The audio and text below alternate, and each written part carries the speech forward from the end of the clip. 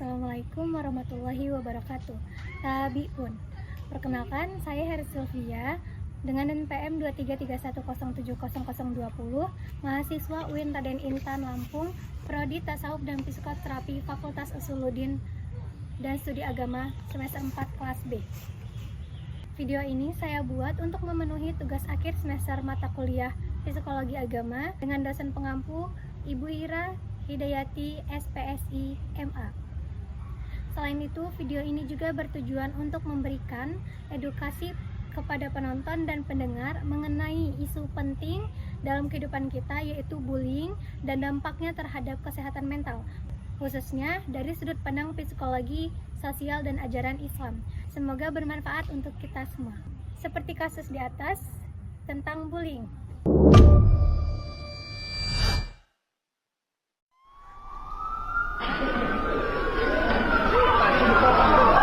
Maraknya kasus bullying atau tindak penindasan yang terjadi di lingkungan pendidikan yang dilakukan oleh sejumlah remaja putri di Mahur, Jawa Timur yang diduga menjadi korban perundungan teman sekolahnya sejumlah pihak. Bullying merupakan ekspresi menyimpang pada anak dalam upaya pencarian jati diri, peran pendidikan di keluarga dan sekolah sangat diperlukan sebagai penyeimbang.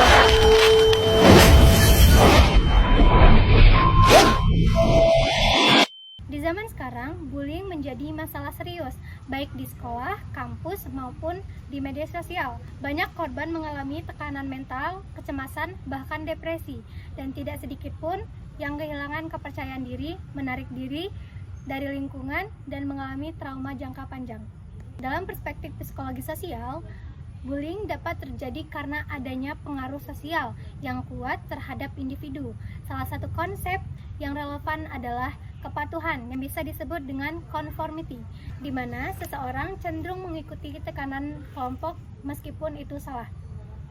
Misalnya, seseorang bisa saja ikut membuli karena takut dikucilkan jika tidak mengikuti teman-temannya. Ini disebut dengan normatif social influence, yaitu keinginan untuk diterima oleh kelompok meskipun harus mengorbankan nilai moral. Solusi yang bisa dilakukan yang pertama, menguatkan identitas diri dan empati, sehingga seseorang tidak mudah terpengaruh oleh tekanan sosial. Yang kedua, membangun lingkungan sosial yang positif, di mana perilaku baik lebih dihargai daripada perilaku kekerasan. Yang ketiga, dengan melibatkan teman sebaya sebagai agen perubahan, menurut teori social learning, perilaku dapat berubah jika ada panutan yang positif dalam kelompok sosial. Pandangan Islam sangat menjunjung tinggi penghormatan terhadap sesama. Dalam surat Al-Hujurat ayat 11 yang berarti, "Hai orang-orang yang beriman, janganlah suatu kaum mengolok-mengolok kaum yang lain, karena boleh jadi mereka yang diolok-olokkan lebih baik dari mereka yang mengolok-olok. Dan jangan pula perempuan-perempuan lain mengolok-olokkan perempuan lainnya, karena boleh jadi perempuan yang diolok-olokkan lebih baik dari perempuan yang mengolok-olok. Janganlah kamu saling mencela satu sama lain, dan janganlah saling memanggil dengan gelar-gelar yang buruk. Buruk panggilan adalah panggilan yang buruk. Dan barang siapa tidak bertaubat, maka mereka itulah orang-orang yang zalim." Rasulullah Shallallahu Alaihi Wasallam juga bersabda, "Seseorang Muslim adalah saudara bagi Muslim lainnya. Ia tidak boleh menzaliminya dan tidak boleh membiarkannya disakiti." Hadis riwayat Bukhari dan Muslim.